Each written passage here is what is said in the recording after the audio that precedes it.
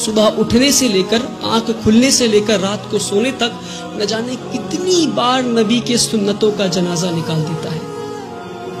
ہمارے نبی اپنے صحاباؤں کے ساتھ ایک بار گزر رہے تھے راستے سے، راستے میں انہیں ایک پتھر دکھا، نبی وہ پتھر کو پکڑتے ہیں اور راستے کے کنارے میں پھینک دیتے ہیں اور کہتے ہیں اپنے صحاباؤں سے کہ اگر تمہیں راستے میں کوئی رکاوٹ دکھے تو تم اسے ہٹا دو تاکہ تمہارے بعد جو آئے اسے پریشانی نہ ہو۔ تو صحاباؤں نے اس بات پہ اتنا عمل کیا کہ کئی سالوں کے بعد ایک یہودی کا گروپ اس راستے سے گزر رہا تھا، اسی راستے سے، اور راستے میں ایک پتھر گرا ہوا دیکھتا ہے تو پتھر کو دیکھ کر بولتا ہے کہ شاید اس راستے سے مسلمان نہیں گزرا۔ میرے بھائیوں، وہ تھا ان کا ایمان۔ اور ہم آج کہیں بھی بم پھٹتا ہے تو بولتے ہیں شاید مسلمانی ہوگا، کہیں بھی گولیاں چلتی ہے تو کہتا ہے مسلمانی ہوگا۔ یہ نہیں کہہ رہا ہوں کہ مسلمان ہوگا، اپنے اندر جھانک کر دیکھیں کہیں اللہ کا عذاب تو نہیں آیا ہم پہ، کہ اللہ تو ناراض نہیں ہم سے۔ میں بھٹکل کے لوگوں سے نہیں بول رہا، پر بھٹکل کے لوگوں کے ذریعے میں ہندوستان تک یہ بات پہنچانا چاہ رہا ہوں، ہندوستان کے مسلمانوں تک یہ بات پہنچانا چاہ رہا ہوں۔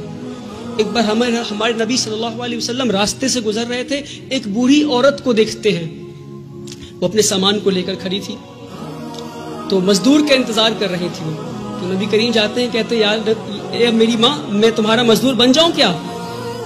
وہ پورے کائنات کے سردار مزدور بننے کو تیار ہو گئے، اور آج ہم اگر کوئی جوتا پلٹ رہا ہوتا ہے تو اسے سیدھا نہیں کر سکتے۔ یہ ہمارے مسلمانوں کی آج وہ عقر ہے، پتہ نہیں کس بات کی عقر میں جی رہے ہیں، جس کی امت اس بات کی عقر میں جی رہی ہے، اس کا رسول دوسروں کی مزدوری کرنے کو تیار ہو گیا تھا۔ کہتے ہیں اے ماں جی، میں مزدور بن جاؤں تمہارا؟ ماں جی کہتی ٹھیک ہے، وہ بوڑھی عورت کہتی ٹھیک ہے، تو مجھے مکہ کے باہر چھوڑ دو۔ نبی کریم اس بوڑھی عورت کو مکہ کے باہر چھوڑنے جاتے ہیں، راستے میں بوڑھی عورت کہتی کوئی محمد آیا ہے، کوئی جادوگر ہے، اور گالیاں دینے لگتی محمد صلی اللہ علیہ وسلم کو۔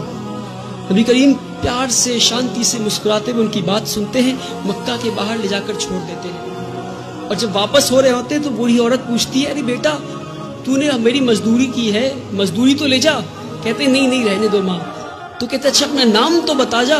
تو کہتے میرا نام محمد ہے، وہی محمد جسے تو گالی دے رہی تھی۔ میرے پیارے بھائیوں، ہم اس نبی کی امت ہے، اس بات کو نہ بھولیں۔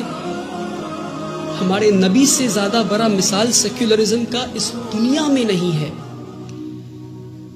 جس نے مزدوری کی اس غیر قوم عورت کی جو ان کو گالیاں دے رہی تھی، مسکراتے ہوئے اس کا کام کر دیا۔ اس نبی کی امت ہے ہم۔ جب طائف میں گئے تو انہیں اتنی پتھر ماری گئی کہ ان کا جوتا مبارک خون سے بھر گیا۔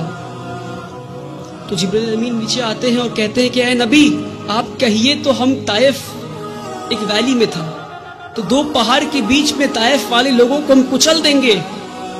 ہمارے نبی گھائل حال میں بھی، پتھر کھا کے بھی کہتے ہیں میں تو یار رحمت کے لیے آیا ہوں۔ میرے بھائیوں، ہم اس نبی کی امت ہے، اس بات کو ہم نہ بھولیں۔ جس دن مسلمان اپنے نبی کی سنتوں کا جنازہ نکالنا بند کر دے گا، اس دن ہماری تقدیر بدل جائے گی انشاءاللہ۔